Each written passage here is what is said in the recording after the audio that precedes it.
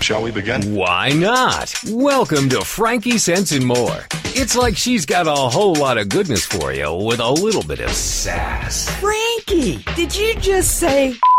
She sure did. Not to mention, along with... Whoops. Join us now as Frankie Picasso and her new co-host mix it up with authors, musicians, and interviews with world-changing people. Let's begin, girl. Okay, let's begin now, because it only makes sense. Well, hello there, and welcome to Frankie Sense and More. I am here with my co-host, Frederick Bai. Hello. We are going to bring you a great show. We do have a good show for you today. Our guests are Dr. Beth Darnall. She is a Clinical Associate.Professor in the Division of Pain Medicine at Stanford University. She's going to be coming up shortly. And Jacob Cramer, he's a high school student from Cleveland who founded a nonprofit. Now, at first blush, you might think that these two guests have nothing in common, but I think they have a whole lot in common. But first, here's Fred with our positive global goals moment. Yes, today we have an interesting story, and it's all about the global goal number 4, which is quality education. What's more important than quality education? And this guy does something that I love, because I love to read. And this barbershop gives money back to kids who read aloud during their haircut. That's right. The barbershop is called the Fuller Cut Barbershop in Michigan, and he gives discounts to kids and who read the books aloud to the barbers while they're getting their haircut. And oftentimes the kids end up with a $2 discount, and it's pretty cool. And, he says that they get compliments from teachers all the time, and that his community has really embraced the idea. And also, I think it said something really cool, and I will quote him here. He says when little kids that don't really know how to read or what's going on see an older kid in the chair with a book and then grab a book too, that's what's important. Because when a kid thinks it's cool to read, that's a gift. And that is true. I personally learned so much from reading. And also, he ends the interview saying, if we can get kids to come back to the Fuller Cut as adults in college, and they tell us, because of you guys had us read here, it made me want to be a writer or journalist. That's really the end goal. That's so cool. Yeah, so that's fabulous. I love to read. I believe in reading. Reading changes the world, changes ourselves. Anyway. Absolutely. Yeah. I think girls and boys read different things. I had sons and daughters, and, my boys like science books. They like, real stuff. They like to read about nature.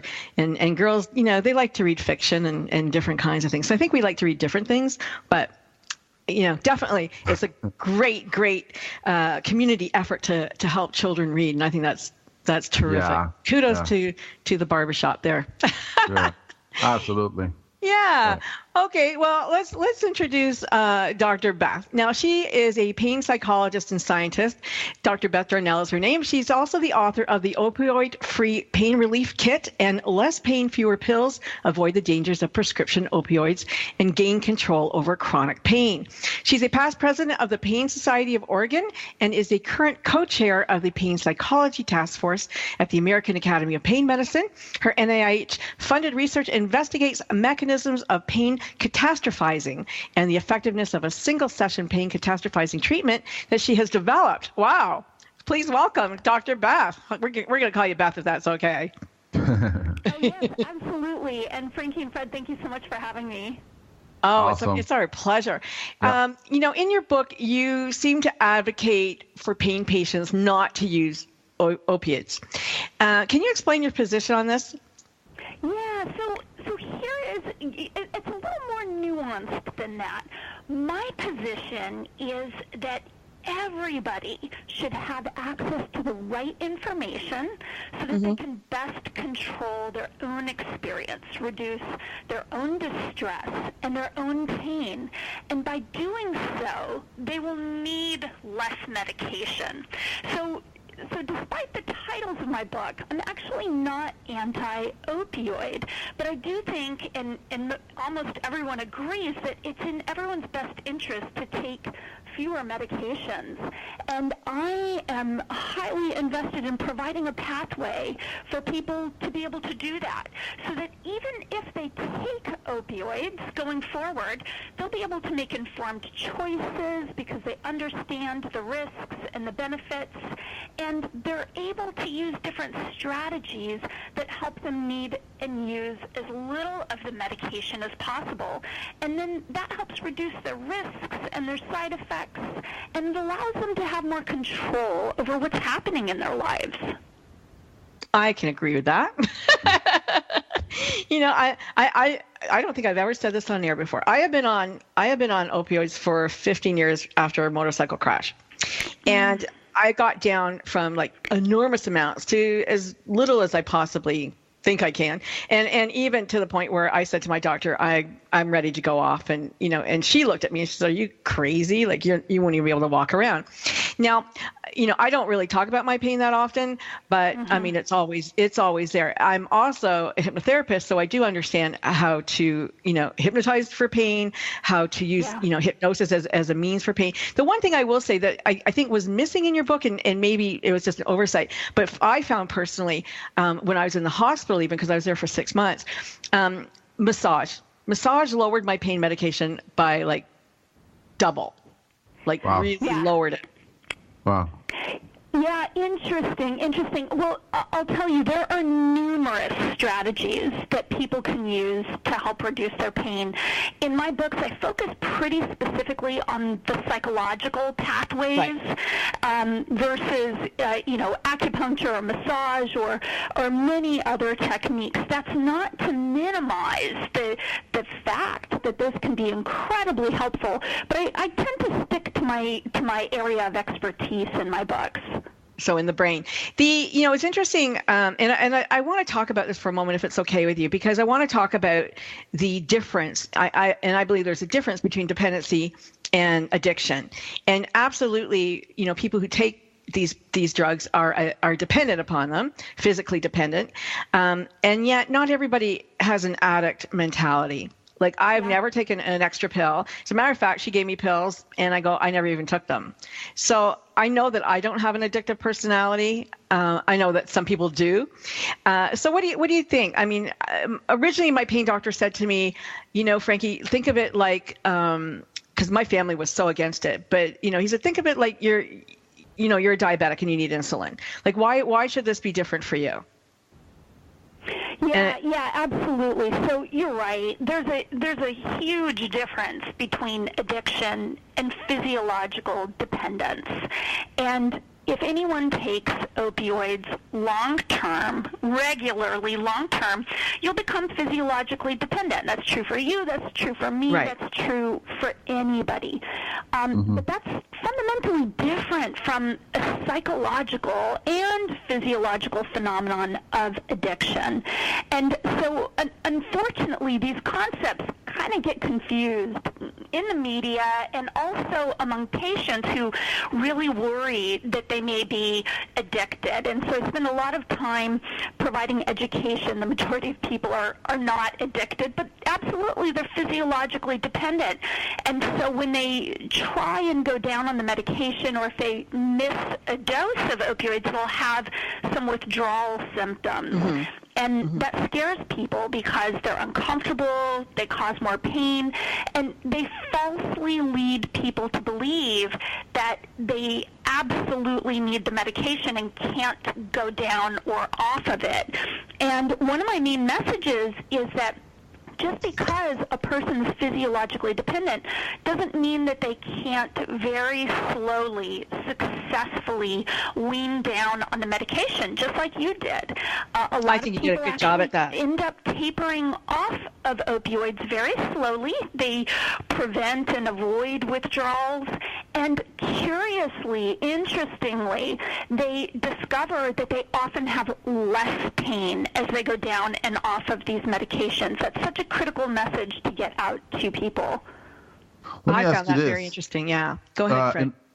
In the beginning, you said that people need access to the right information, and that way they'll be able to take less meds. Because we're bombarded by information. Where can they get it?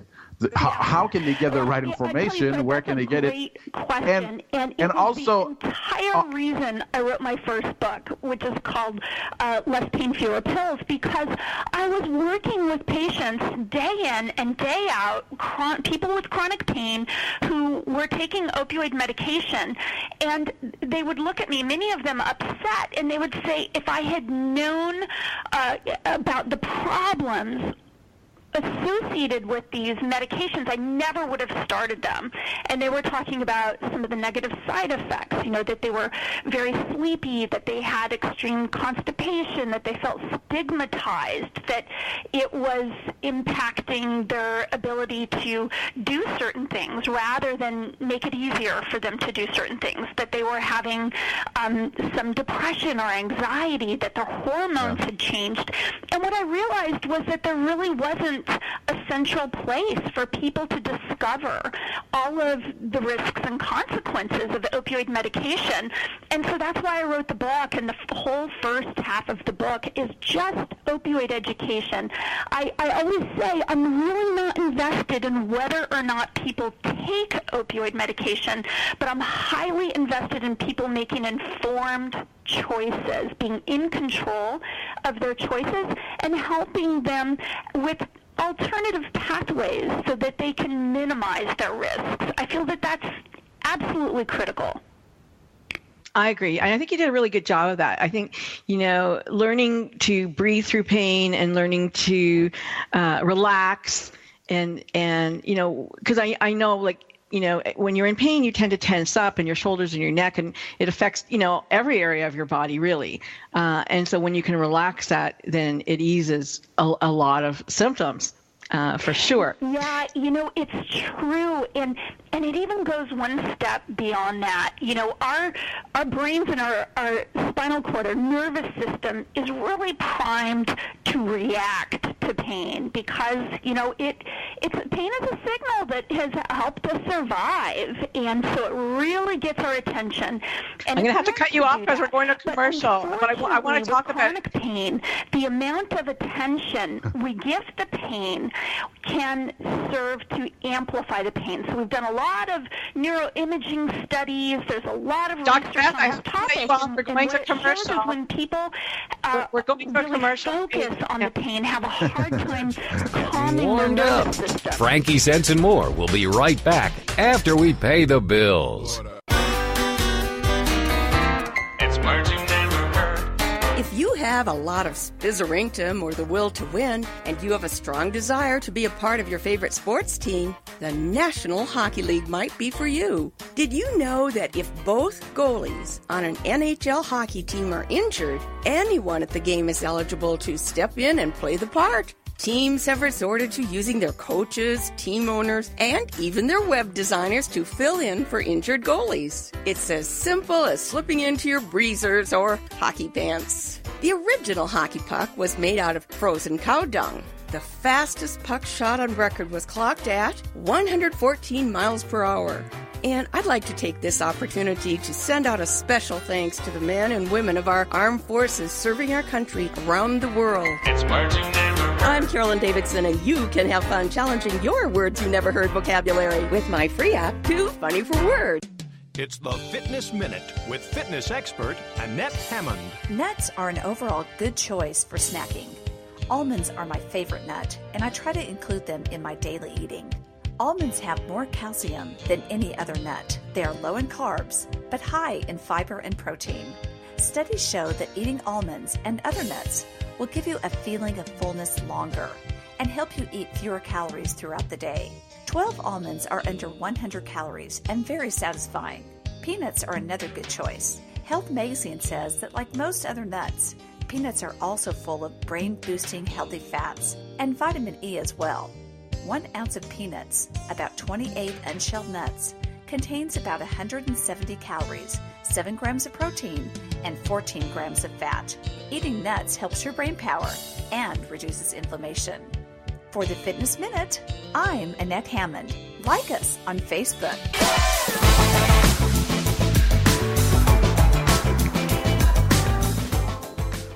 Okay, and we're back with Dr. Beth Darnall. We were just speaking with her, and Jacob Cramer's coming up in a moment. And of course, Frederick Bai is here. So we were, just before we went off to our commercial break, we were talking, I believe we were talking about the psychology of pain and how those pathways and are you recollecting anything here? We were trying to interrupt you. I forget now.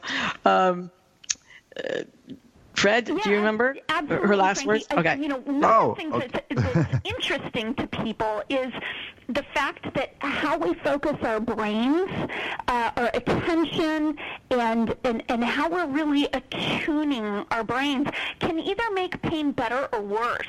Mm-hmm. And so that's why it's so important that people learn the right skills to be able to control what's happening in the mind, to be able to calm the nervous system, because it actually can directly reduce pain processing in the nervous system. And when we are able to reduce our own pain, we reduce our need and use of medication. Mm-hmm. And that's a really lovely thing for people to be able to learn and apply in their daily life. So just to make sure and clarify for everybody who's listening, people who have read your book or thought about reading your book, you are not opposed to taking medication. You're just saying that there's other methodologies that you can use in conjunction to lower your need for taking pills and things like that. Is that? Absolutely. Okay. It's in everyone's best interest to need and use as little medication as possible. I know that people don't want to take pain medication, but they just want less pain naturally, of course. And so what we know from the research is that pain is not best treated by pill alone. It's best treated with a multimodal approach. And I'm really passionate about helping empower people to learn skills and information so that they can best control their own experience. Pain medication may still be one part of the equation, but it's just one part. It's not the whole story. Like, I know that you mentioned in your book about doctors that they're not, they get like about an hour on pain, when they're going through school. But the other side of that is that it's so difficult for them to hand out opiates and things like that now, or any kind of narcotics, that they just don't do it. They just don't do it. Well, and so they're like, no, I don't even want to start that. The CDC issued guidelines on prescribing opioids for chronic pain. And while there's no laws against it, there's a strong recommendation that they be minimized for chronic pain, because the data, research studies, results from research studies suggest that they simply don't do a very good job long term, and there are a lot of risks associated with them. Now, these are big studies that include, hundreds and thousands of patients. I know I've worked with people for 10 years, and I have seen people who really need the medication and do well on it, but they take it mindfully. And again, it's one part of their plan, but to simply write a prescription and send people away, and that's the only strategy, we know that doesn't work well. But you're right, now there's more pressure to not prescribe at all, and that makes it that much more important that patients learn everything they can to best help themselves. It seems to me now, as a guy looking from the outside in, that the Western medicine is still shy, because you talk about mindfulness and meditation, and they're still shy of those of the Eastern type. You know what I mean? Like they're still. It seems that they want to give it. What has been coming forward in recent months is that the best evidence is showing that mindfulness-based stress reduction and cognitive behavioral therapy are effective for reducing pain intensity in people with chronic pain. I mean, it's really becoming clear. These are high-quality studies that are being published in top medical journals, JAMA, Pain Medicine, etc. And so more and more the evidence is coming forward to help enlighten the medical profession and the public. Right. Let's dive a little bit deeper into mindfulness to help with pain. Fred, we're going to bring Jacob on. Okay, yeah, cool. Yeah, we're going to bring Jacob on. Sorry. We'll come back to that. So let me introduce you to Jacob. Jacob Cramer is a 16-year-old high school junior from Pepper Pike, Cleveland, who calls himself an ordinary teen. He likes writing, traveling, baking, playing in his high school's marching band, and running cross country. But I think that he's anything but ordinary. He's extraordinary. He runs and operates a global nonprofit organization he calls Love for the Elderly, which today has impacted over 15,000 seniors. Let's welcome Jacob and find out how he started this great organization. Hi, Jacob. Welcome. Hi. Thank you so much for having me. You're off school today? Yeah, I am. Great. Awesome. So you started, your nonprofit. How did it begin? Tell us your story. So initially, when my grandfather passed away in August of 2010, I was inspired by his death to do something in his honor that would make a difference. Mm-hmm. So I started volunteering at my local nursing home, Montefiore, and it was there that I really realized that so many seniors are lonely and isolated, and it was really heartbreaking for me because I consider myself kind of sheltered, and I'd never experienced that sort of the isolation and loneliness and depression that I saw in this nursing home. So I began conceptualizing ways that I could make a difference in the lives of the elderly. So I sat down in my living room one night and started just writing letters of kindness, and from there, Love for the Elderly was born.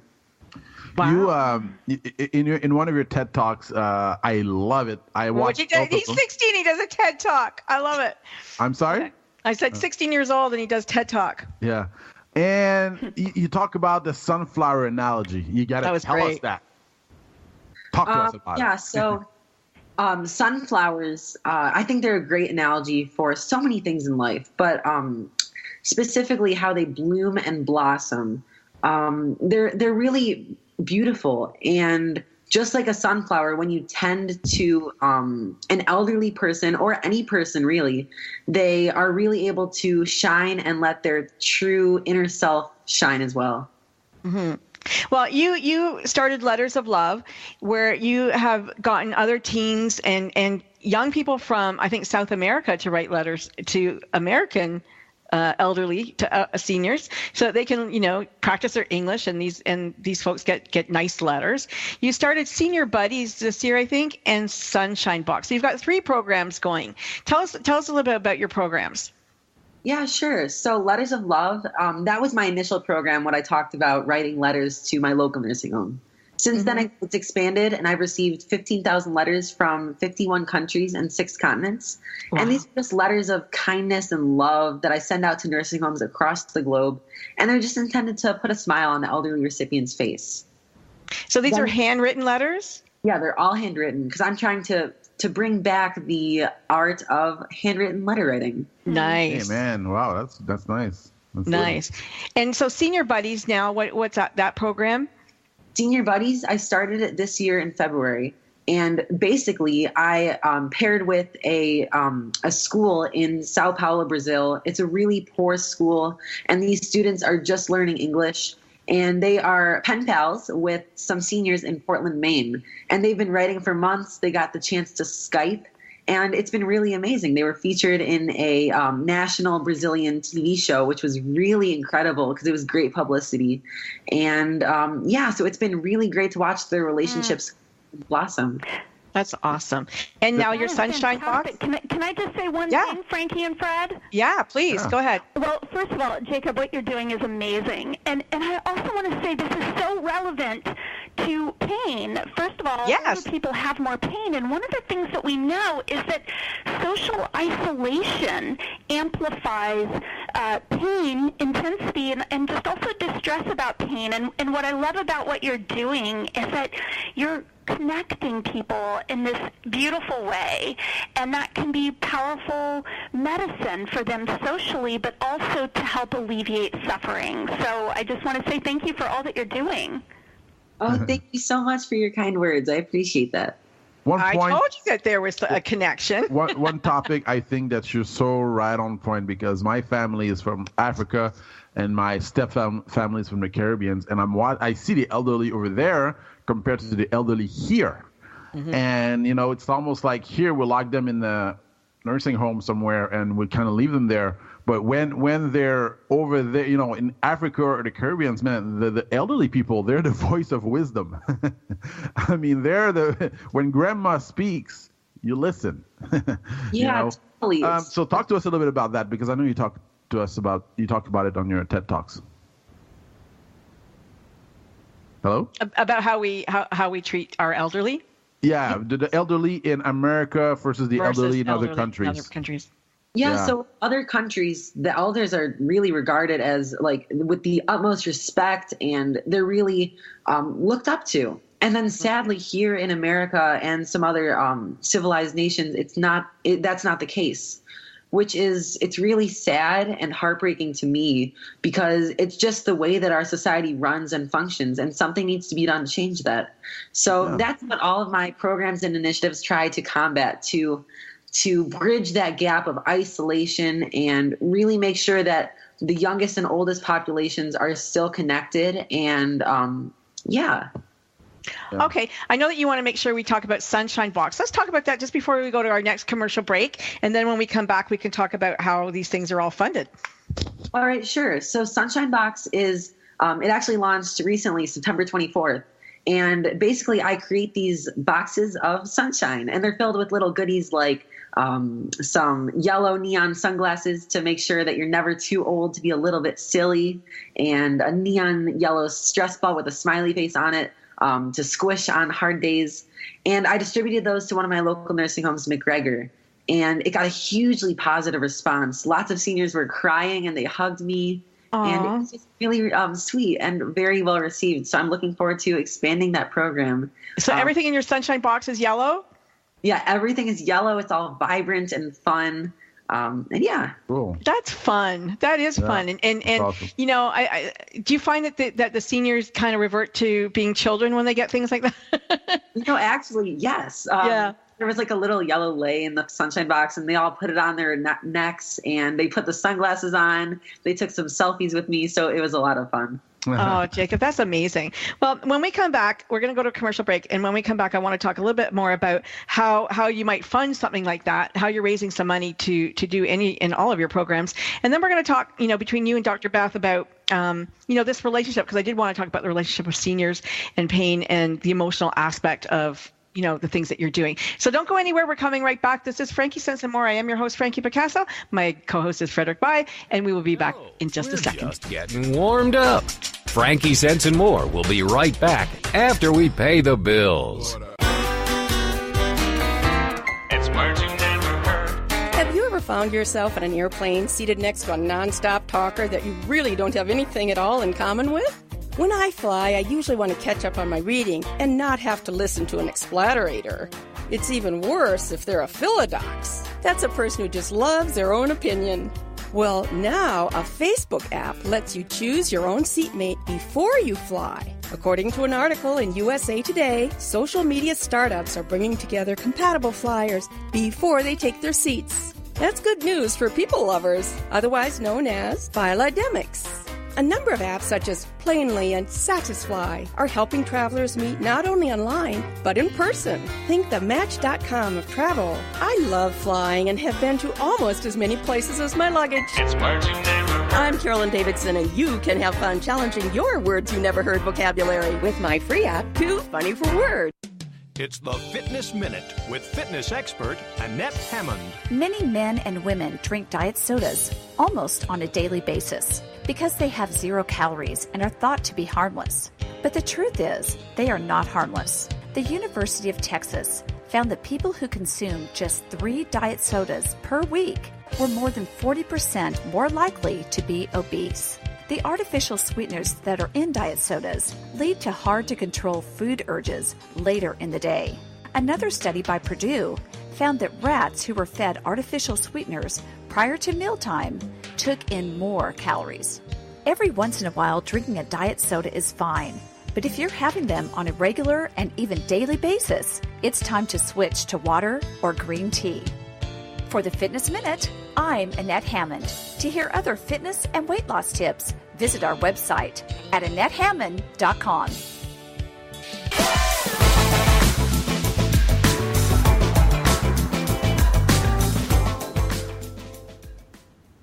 Hey, and we're back. It's Frankie Senzamora, and I'm Frankie Picasso, and we're just speaking to Jacob Cramer. He's our 16-year-old high school junior from Pepper Pike, Cleveland, who is the founder of a global nonprofit organization. How cool is that? So we were just talking about Sunshine Box, and you were putting this box of, fun, yellow, funny things together for your seniors, but, that can get expensive, one person at a time. So how are you going to fund that, Jacob? So I do lots of different funding initiatives. Most recently, I launched a fundraising campaign with a philanthropic company called See Beautiful. And basically for every purchase that someone made on their website, they would donate $5 to my organization. So I ended up raising $1,500 for Love for the Elderly. Nice. That's all going towards my Sunshine Boxes. And I also have sponsors and also individual donations. So all that amazing funds, they can be used towards my initiatives.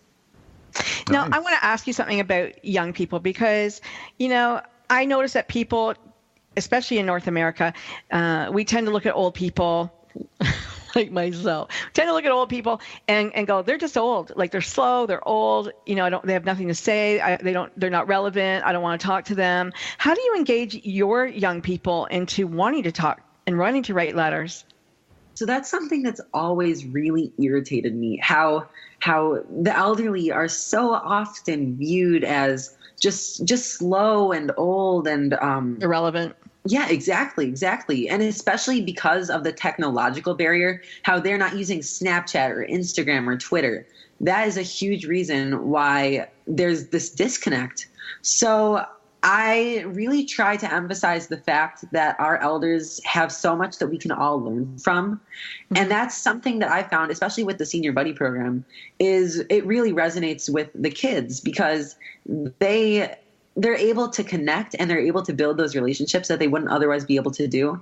And there's so much that we can learn from our elders. And I think it's really important for our youth to gain valuable lessons from them.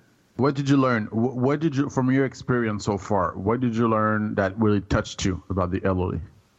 If it's okay, I'd love to share like a personal story. Yeah. Okay, great.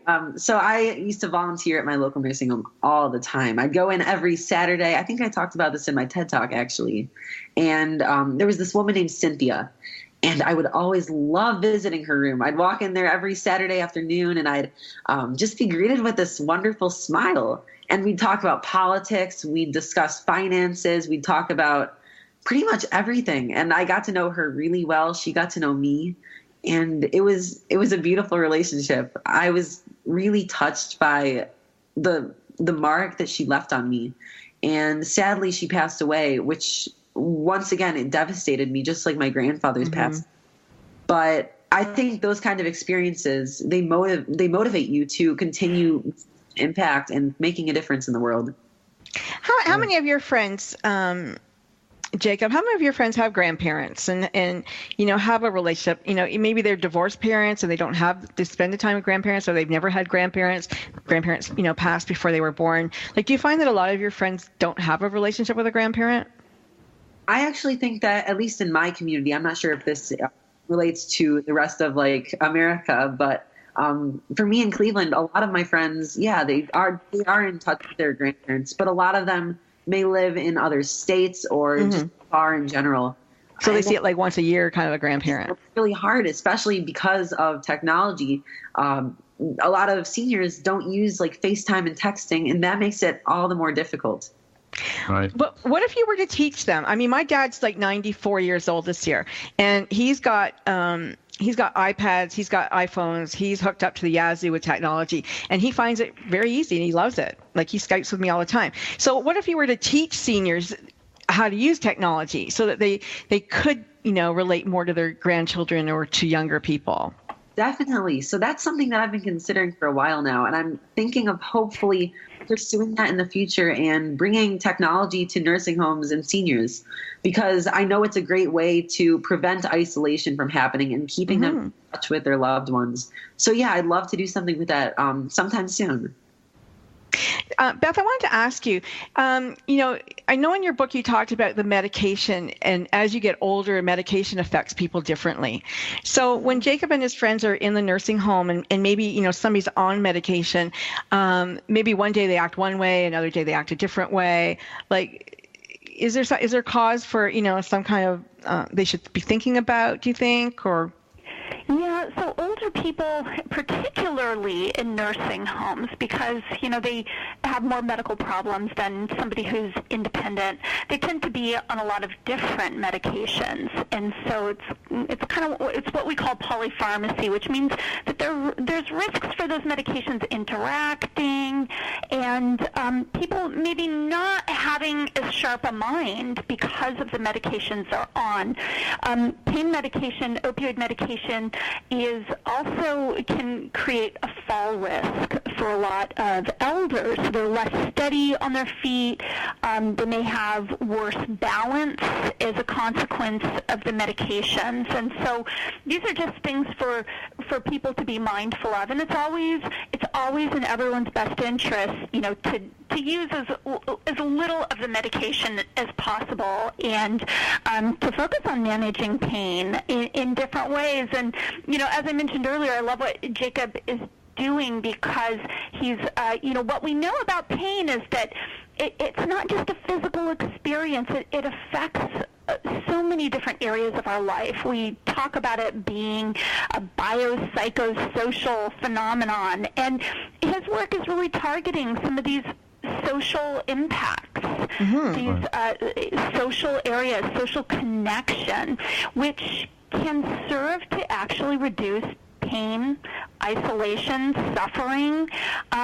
It's great medicine for elders. Right. Let me ask you this, Beth. You've been treating adults with chronic pain for 15 years, and you lived through your own chronic pain experience. Talk to us a little bit about it. Yeah, indeed. I had chronic pain when I was younger, really about Jacob's age and even younger. And what happened to me is not uncommon, and it is that I had chronic pain, and I went through a very stressful experience in my life, where at the age of 19, the person I was closest to was killed. And so naturally, this was incredibly stressful, distressing, and my pain worsened. It really was out of control, and I simply didn't know what to do or how to control it. Like most people with pain, I just didn't have the right information.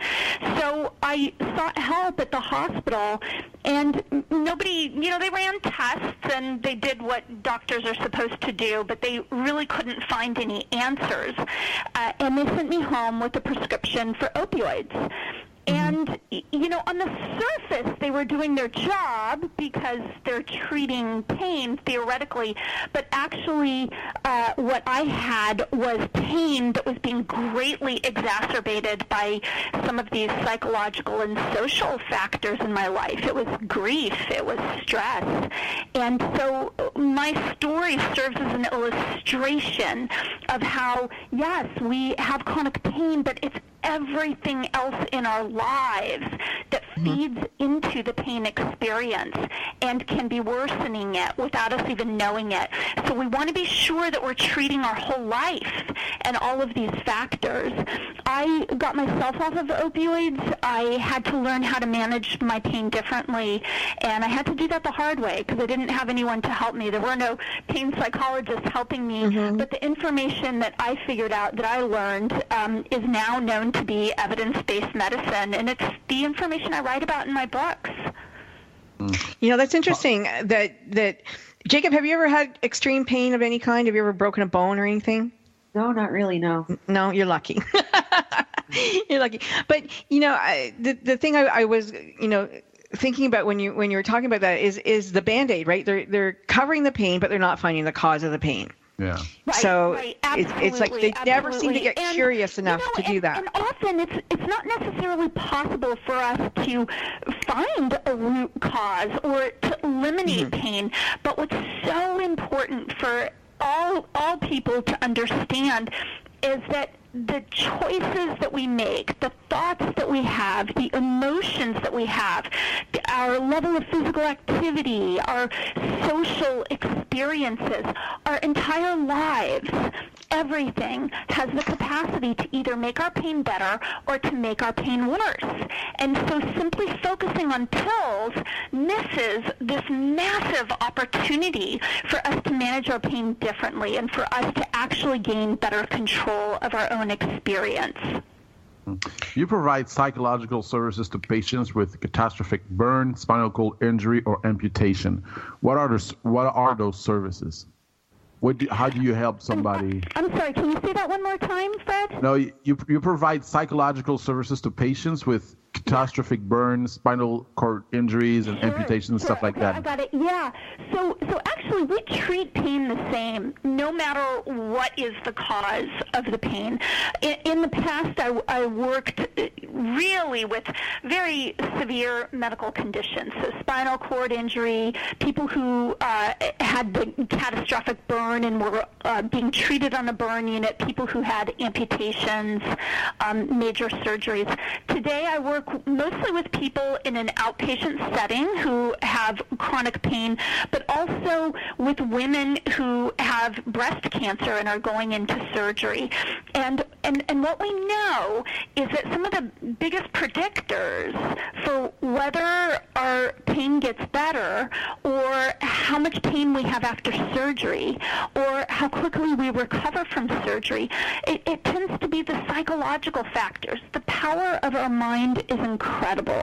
We, as humans, we tend to think of pain as being sort of a passive process, something that happens to us, or when we go to surgery, that it's just something the doctor does to us, that the surgeon does to us. But the research tells us that it's what we bring to the table. It's what's going on in our nervous system that has a profound influence on our response to all types of treatments, whether it's opioid treatment, whether it's surgical treatment, any type of treatment. And so we want to be sure that we're optimizing our psychology so that we can have a best response to these treatments. So one of the ways that we optimize psychology is to be able to take a look at what some of our beliefs are, what some of our fears about pain are, fears in general, and to be able to put a container around those, to learn how to calm those thoughts and to calm our body when it goes into a state of distress. So these are mind-body skills that we use regularly on a daily basis, and that changes pain processing. We're going to go to a commercial break. The nervous system, and actually we're going to go to a commercial break. Rewire the brain. Okay, we're going to commercial. We'll be right back. You're learning to train your brain. We're just getting warmed up. Frankie Sense and more will be right back after we pay the bills. It's the Fitness Minute with fitness expert Annette Hammond. To lose weight, we know that each day we need to burn more calories than we take in through eating, and exercise burns more calories. According to Discovery Health, a 150-pound person will burn about 60 calories while taking a 1-hour nap. 1 hour of sitting and watching television burns about the same. But if that 150-pound person takes a 1-hour brisk walk, then say goodbye to more than 250 calories. Cardio exercise like running, biking, swimming, and brisk walking are the best modes of exercise to burn the highest amount of calories and will get the endorphins flowing in your body.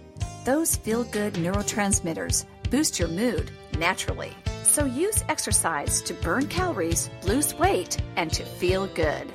I'm Annette Hammond. To hear other fitness and weight loss tips, visit our website at AnnetteHammond.com. This is the TogiNet Radio Network, radio with a cutting edge.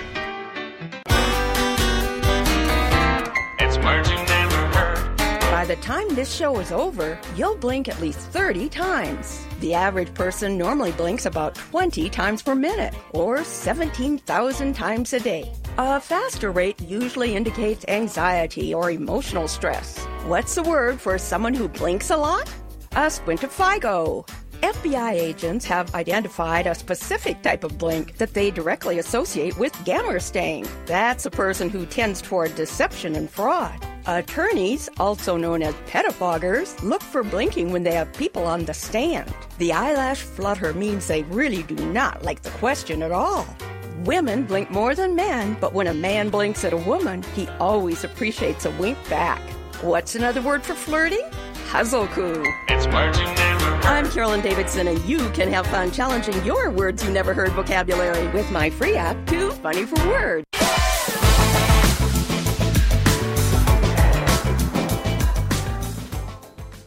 And you're still with us. Thank you for sticking around. We are, it's Frankie Sense and More, the variety show with Frederick Bai, your host, Frankie Picasso. Yes. And today we have Dr. Beth Darnall and Jacob Cramer with us.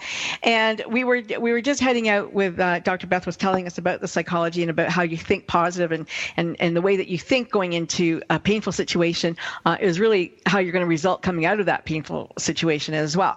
But I know Fred wanted to talk to Jacob about his grandpa. Yeah, Jacob, your grandfather has been it's a pivotal point in your life when he died. Talk to us. Why was he so close to you? I mean, why did it touch you so much? I understand your grandfather, but, what was the best quality you saw in him, and how did he live his elderly years until he died?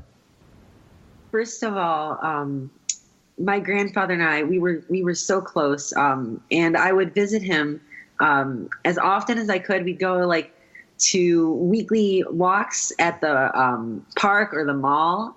We would go on family vacations together. We went to Alaska and Hawaii, which was really amazing.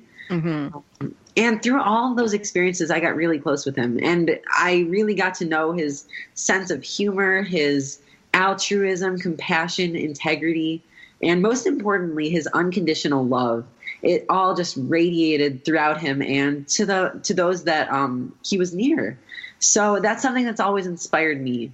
And it's something that really made me want to make a difference in his honor when he passed away, because he taught me so many life lessons and skills and values that are still so dear to me today and that I try to uphold every day throughout my days. So yeah. Jacob's such an old soul. You're such an old soul. I want to know, though, Jacob, you wrote and said that, you've got kind of a quirky family. Yeah. So my family, we're just very different. So my mom is very artistic, and so am I. I love writing, and my brother is very athletic. He runs cross country. He's very diligent about it. And he's more of a procrastinator than I am. I'm very let's get to it kind of attitude. And then my dad, we're all very different. So it's an interesting Cramer household. But let me ask you this. Let him give his website first, Fred. Give us your website. So Love for the Elderly's website is lovefortheelderly.org. And then also you can connect with me on social media as well. Instagram, Twitter, Facebook, all that stuff. And if people want to volunteer, they can? Yes, so you can visit my website and you can become involved with any of my programs. Or if you want to get even more involved, you can become a kindness ambassador, which means you can do stuff like going into schools and doing letter writing events for letters of love. You can organize a senior buddies group. It's really up to you. So yeah, I love it if your listeners can get more involved. Do you have a sample of a letter that somebody would write? What would somebody write? Basically, the letters they're really just kind-hearted words filled with love. So they'll make sure that they'll maybe include a joke or a riddle. They'll tell them about themselves, their day, their family, and most importantly, they'll let them know that they are loved. So the letters are really special, and my favorite part about them is that they're all handwritten. So they're handwritten, and then are they're distributed, or would I have a name of somebody I'm writing to specifically, or would it be just Dear Senior? No, the elderly recipients are all anonymous, so really you're just trying to make it okay, without knowing who you're writing to. So a simple dear friend or hello there will suffice. Okay. Right. Okay. Mm-hmm. Yeah, go ahead, Fred. And also, I was just going to ask the last part of the question I had was, did he die surrounded by his family, or, you know what I mean? Or did he die the way you see a lot of elderly people die? Thankfully, I'm so glad that he had all of us there with him in his final moments, his final precious moments. So, and it kind of shows you just how valuable family and friendship can be. How old was he? Yeah. I believe he was in his 80s. Okay. Is your grandma still around? Yeah, she is. Yesterday, I was just at her house. We had dinner together. Nice. Yeah, so she's still around and lively and healthy and just doing phenomenally. I'm glad for you. Beth, let's ask Beth her website first. Yeah. My website is BethDarnall.com, and we have some nice redirects. So however you spell it, you'll get there. BethDarnall.com. Good. Beth, you mentioned before the break, you were talking about the importance of remaining calm with our bodies. How do you do that? Because what you talk about is really about mindfulness. It's really about psychological, as you said at the beginning of the show. But how do you do this? How do you remain calm in your body when you're so pain?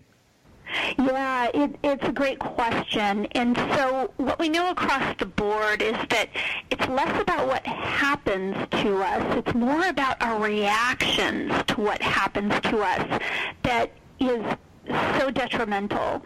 And this is a particular challenge with pain that is ongoing, because it's like it's our harm alarm, and it's going off, and it's going to get our attention, and it's going to cause distress.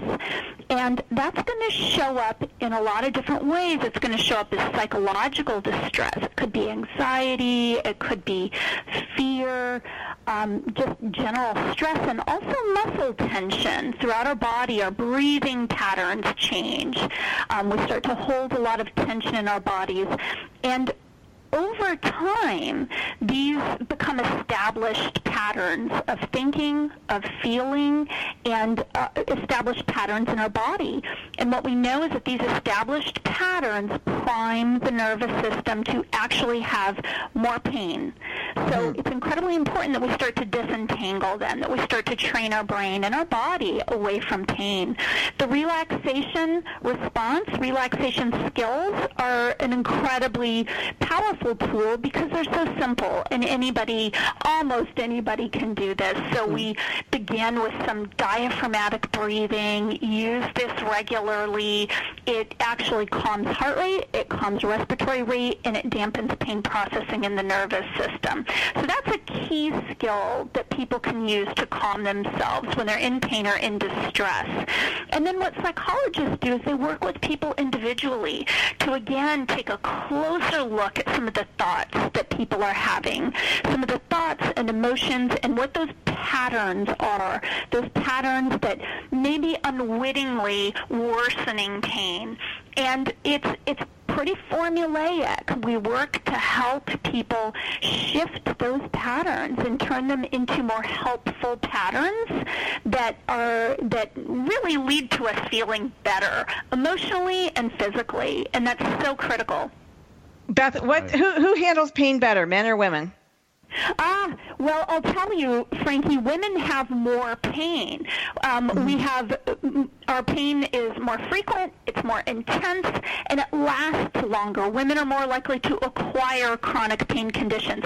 So women simply bear a heavier burden of pain. But the data tell us that women physiologically, women have greater pain sensitivity than men do. So what that means is that pain is just a bigger challenge for women. It's that much more important that women learn everything they can, that they become empowered to reduce their own pain so that they need less doctors and fewer pills. Good I have a question for Jacob before we go off the air. Let's say, I'm I'm just a little guy here, in Montreal, and I want to help the elderly. What can I do? What some of the ideas do you have that somebody can do without, not necessarily through the internet, but just what can they do to start helping the elderly right now? So I really advocate for trying to help the elderly in any way possible. And it doesn't have to be through my organization. It can just be a simple way by going out to your elderly neighbor's lawn and mowing it for them, or going over to your grandma's house and having a lunch with them. It can really be simple, and it doesn't have to take a lot to make their day and make them smile. Right. Okay. You like to cook. What do you like to cook? Well, actually, I love baking, and I bake. Baking. So I bake cookies and cupcakes and pretty much everything, and that's a lot of fun. My house always has lots of sweets. So all the mothers who are listening to this right now, we're all going to Jacob's house. Yeah. Exactly. Perfect little boy. Yeah. Is there a relationship, Beth, between like pain and I'm thinking, weight gain and I know that, when you have pain, you don't want to move too much. So, but does it keep, I guess lack of sleep probably doesn't help either. We've only got 3 minutes left in the show. So maybe if you can tell us quickly. No question. So our greater weight is associated with more pain, and there's a couple of different reasons for why that's the case. So if we weigh more, it just puts more stress on different areas of our body. So think about back pain. If we carry a lot of weight in our middle, that's going to put stress on the back. But also the foods we eat can have an impact on our pain. So foods that are associated with inflammation, like sugar and sweets, those, we know that inflammation is associated with greater pain intensity. So there are several books on the market that are, focusing on the anti-inflammatory diet as a pathway to improve pain. But no question, sleep also, you bring up a great point that when we don't sleep well, we have more pain the next day. We're more sensitive to everything, to light, to sounds, and absolutely to pain. So poor sleep causes something of a systemic inflammatory response that makes us more sensitive to pain. And this is problematic because if you talk to anybody with chronic pain, they'll say, yeah, I sleep really poorly because of my pain. So it can become a vicious cycle, and it's really important to treat it. Thank you. Let me stop you there. I want to thank both of you. Jacob, I want to thank you so much for coming on the show. And Dr. Beth, I want to thank you so much for coming on the show. You've both been amazing guests. And what you both do is really so important in the world. You're both changing the world in your own ways. And, that's what I'm all about. I want to make sure people change the world.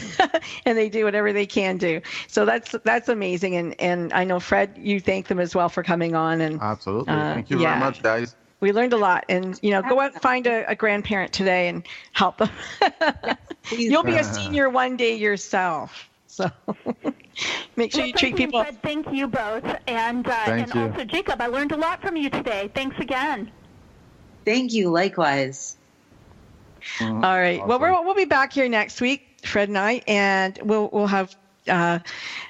A wonderful singer. Cerise is coming back. You met her a couple of weeks ago because her son was autistic, but she's actually an amazing singer. So she's going to be coming back with us. And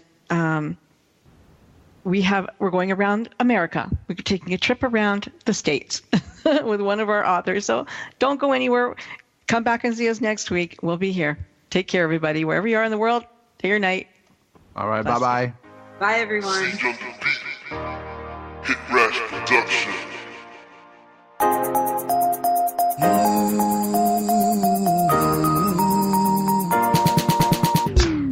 Shit, now you be the one way to turn